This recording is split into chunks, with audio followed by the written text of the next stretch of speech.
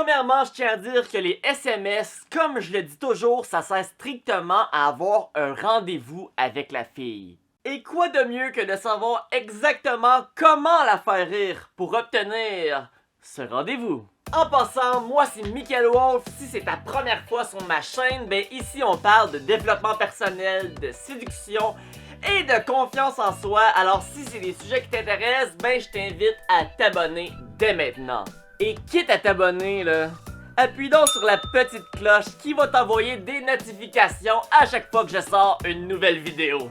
Comment faire rire une fille par SMS? Une bonne blague bien placée peut faire la différence entre une fille qui a envie de te revoir et une autre qui en a pas envie.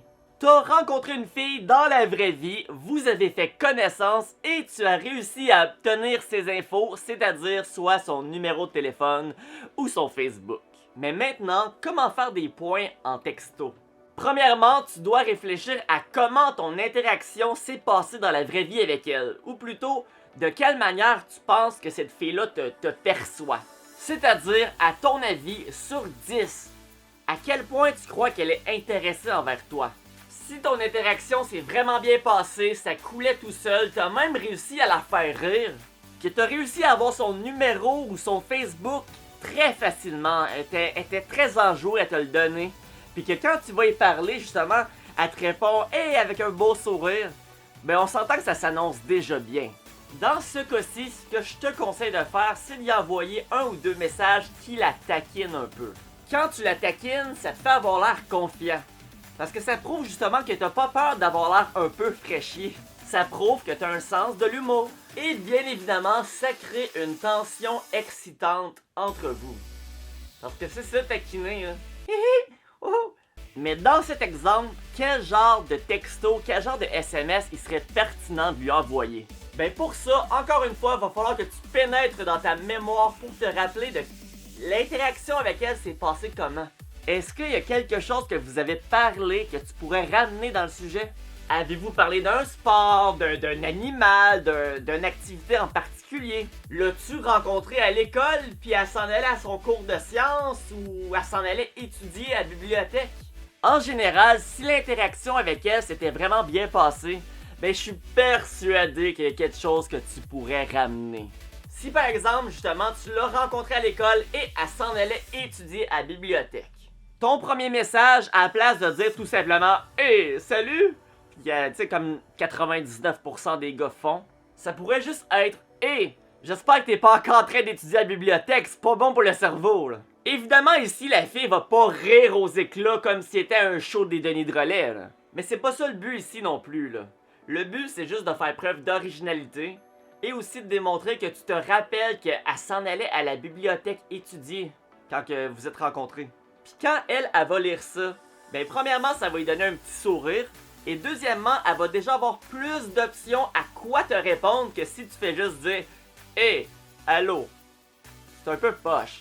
Là, la fille va probablement te répondre de quoi dans le style de « Haha, non, mais va falloir que j'y retourne bientôt, j'ai des examens qui arrivent. » Et ici, ce que je répondrais à ça, ça serait quelque chose dans le style de « Ok, go, go, go la paresseuse, va étudier, je te dérange pas plus longtemps que ça. » Avec un clin d'œil.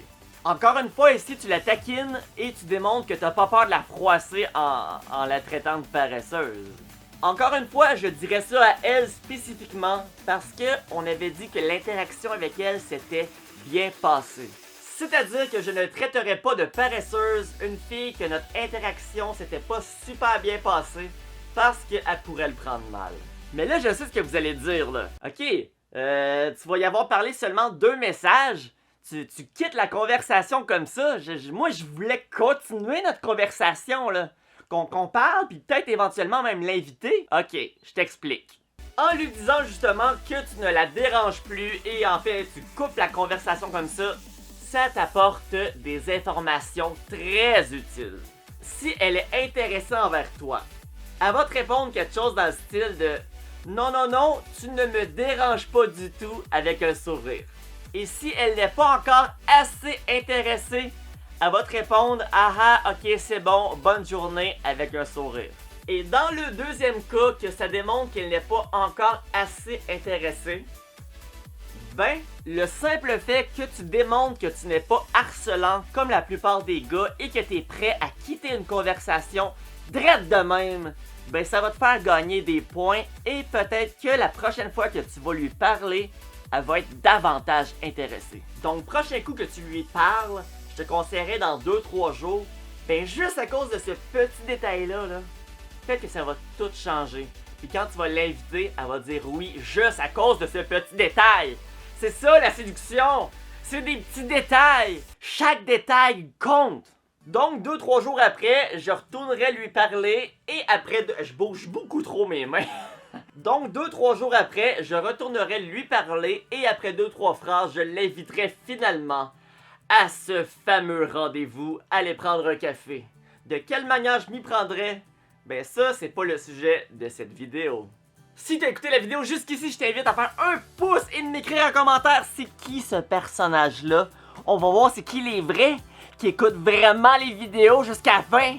Continuons avec un autre exemple. Si la fois que tu avais rencontré la fille, ta première interaction, tu sais que le soir, elle s'en allait dans un bar, exemple le Dagobert à Québec, ben comme premier texto, tu pourrais lui dire « Et puis, as-tu trouvé ton prince charmant au Dag? » Et si même tu veux aller plus loin, si l'interaction s'est encore mieux passée, tu peux rajouter « Je vais-tu pouvoir être le parrain de l'enfant? » Ok, une troisième et dernier exemple pour les interactions qui s'étaient fabuleusement passées.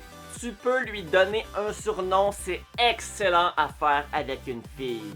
Si vous avez parlé, je sais pas, de parachute, ben comme premier message, tu peux lui dire « Hey, madame la parachutiste! » Ou si vous avez parlé de pingouin, tu peux lui dire « Hey, madame pingouin! » Ou si vous avez parlé que l'étudiant en sciences, « Hey, madame la scientifique! » Pense qu'on a compris le principe, là. Est-ce que tout le monde a compris le principe? Oui? Tout le monde a compris le principe. C'est sûr qu'avec ce genre de texto, tu vas jamais faire rire aux éclats la fille derrière son téléphone, là. Elle va pas genre être Madame le scientifique! Non. Mais y a rien que tu peux lui dire en texto pour la faire rire comme ça. Les seules fois qu'une fille va rire comme ça derrière son téléphone, c'est quand une de ses amies de filles va lui envoyer de quoi. Quelqu'un avec qui elle a déjà vraiment une chimie. Toi qu'elle connaît pas vraiment, y a rien que tu peux lui envoyer qu'elle va rire aux éclats, là. Rien du tout. La faire rire, vraiment rire pour rire, là, c'est en vrai que tu vas pouvoir faire ça. Il m'a traité de pingouin! Il m'a traité de pingouin! Maintenant, passons à une fille avec qui t'as eu une interaction pas super. T'as même un peu dû avoir à insister pour qu'elle te donne son numéro ou son Facebook, où tu le voyais que dans sa face. Ça y tentait pas tant, mais elle te l'a donné. Peut-être même par politesse. Est-ce un faux numéro? Est-ce qu'elle t'a donné le numéro d'une pizzeria? Peut-être, mais dans tous les cas, au moins tu vas peut-être gagner une pizza adresse. Qu'est-ce que je dis là? Bon, pour vrai, une fille avec qui tu as eu une interaction pas très bonne, ben dis-toi que ça va être ici très difficile de la faire rire. Beaucoup plus difficile que l'autre avec qui tu avais déjà une bonne chimie. Est-ce que tu le réalises, ça? Parce que tu peux pas autant la taquiner que l'autre. Vous avez pas encore ce degré de complicité entre vous. Même que je dirais que tu ne peux pas du tout la taquiner quasiment. Elle va juste te trouver gossant et désagréable. Et dans sa tête, elle va se dire, voyons donc, ce gars-là, il comprend pas là, que je suis pas intéressé, c'est quoi là? Il a pas vu que... Non? Fait que si tu la taquines, elle va se dire ça. Tu veux-tu qu'elle se dise ça? Pas moi. Alors ici, j'essaierai même pas de la faire rire. Mais qu'est-ce que tu essaierais de faire de base, Mr. Wolf? Ah! C'est une bonne question! C'est une bonne... Tu sais, quand il y a un prof à l'université, quelqu'un qui demande une question, il lève sa main, Monsieur le professeur! Puis le professeur dit, oh! C'est une bonne question, ça? Ben, c'est ça ici. Sauf que la question, là, c'est moi qui l'ai écrit. Ouais. Fait que je me dis comme un peu que je suis bon moi-même. Je suis bon. Moi, de prendre le compliment, hein? À la place de... à la place d'essayer de la faire rire, je me mettrais plutôt à son niveau. C'est-à-dire que être bête avec toi, sois bête avec elle. Pis ça, se mettre au même niveau que la fille, c'est bon dans presque toutes les situations en séduction. Je vais te montrer une métaphore. Exemple, il y a un gars à l'école qui est méchant pis il veut te péter à la gueule. Pis toi, t'as super peur. Ben le gars va continuer de t'intimider. Mais si le gars il est bien méchant, pis toi t'arrives avec une batte de baseball, pis t'es genre m'a kické à la face. Ben ça se peut très bien que les deux gars deviennent des amis et se respectent mutuellement après. Regarde tantôt, la fille était agréable avec toi alors tu étais agréable avec elle. Maintenant la fille est pas agréable avec toi. Mais pourquoi tu serais agréable avec elle? Ici, l'interaction était pas bonne, la fille était bête, alors sois-le toi aussi. Démontre-lui que ça se joue à deux. Ouais, mais comment tu vas réussir à avoir un rendez-vous avec une fille avec qui t'es bête? C'est con à dire, mais c'est en étant plus bête qu'elle, je dirais. Les probabilités que ça marche sont pas énormes, mais évidemment, faut que tu t'en attendes, là, ça s'est déjà pas super bien passé. Idéalement, quand tu envoies des messages à une fille pour obtenir un rendez-vous, ça serait supposé être avec une fille avec qui tu as déjà réussi à avoir une belle interaction dans la vraie vie avec elle. Puis ici, t'as pas réussi de faire ça. Ça fait que c'est normal que tes probabilités sont pas grosses. Mais t'en as encore et ça peut valoir la peine d'essayer. Moi, j'essaye toujours, une fois au moins. Parce que t'as rien à perdre. Mais ici, comme je dis, t'es un peu en mode réparer les pots cassés, c'est pas super évident. Fait que moi ici, j'utilise une technique qui s'appelle ça passe ou ça casse. Puis je l'utiliserai en ayant l'air méga confiant. C'est ça le truc avec une fille avec qui t'as eu une interaction mauvaise. Au lieu d'essayer de la faire rire, ben tu compenses en ayant l'air confiant. Et si ça marche pas, ben au moins je vais pas avoir perdu de valeur, autant à ses yeux que dans mes propres yeux à moi. Parce que si je vais avoir une fille, pis s'il te plaît, laisse-moi une chance. Ben autant que je perds de la valeur dans sa tête à elle, ben moi-même mon ego, mon propre ego, j'ai pitié de moi-même. Puis je veux pas. Au pire des cas, je vais me faire dire non. Dans la dignité. Donc, c'est quoi que je lui dirais en SMS comme premier message? Et c'était un peu bizarre notre interaction l'autre fois. En lui disant ça, ben ça démontre justement que t'es conscient que l'interaction de l'autre fois, ça s'est pas super bien passé. Tu sais, si au contraire, tu joues la carte du gars, c'était le fun l'autre fois, c'était malade!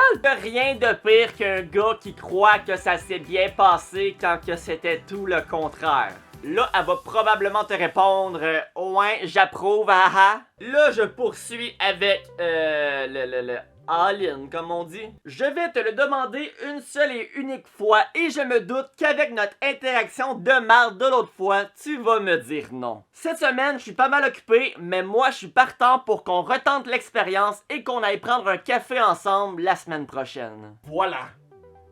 Ici, tu démontres de la confiance. Mais tu démontres aussi que tu n'es pas désillusionné, que tu es réaliste. Parce que même si tu es super confiant, regarde exemple, si tu es le meilleur au monde au basketball, on va dire que tu es Michael Jordan, ben tu peux quand même savoir que tes probabilités de succès sont faibles dans certaines situations. Regarde, Michael Jordan va manquer des paniers parfois, ça c'est... Hein? J'ai joué au basket toute ma vie, moi. Et si Michael sait que la seule chose que le juge qui est devant lui l'a vu faire de toute sa vie, c'est un panier manqué, ben bien que Michael est super confiant dans ses talents, ben il va être assez réaliste pour se rendre compte que les chances que le juge le trouve professionnel sont faibles. Alors rendu là, tu croises tes deux doigts et tu espères que la fille te donne une deuxième chance. Et manque-la pas! Parce qu'elle t'en donnera pas une troisième. Merci d'avoir écouté jusqu'ici. Si vous avez apprécié la vidéo, n'oubliez pas de faire un pouce, de commenter et de vous abonner et d'activer la petite cloche pour recevoir des notifications à chaque fois que je poste une nouvelle vidéo. Bientôt 1000 abonnés, je vais bientôt faire une vidéo avec ma copine, alors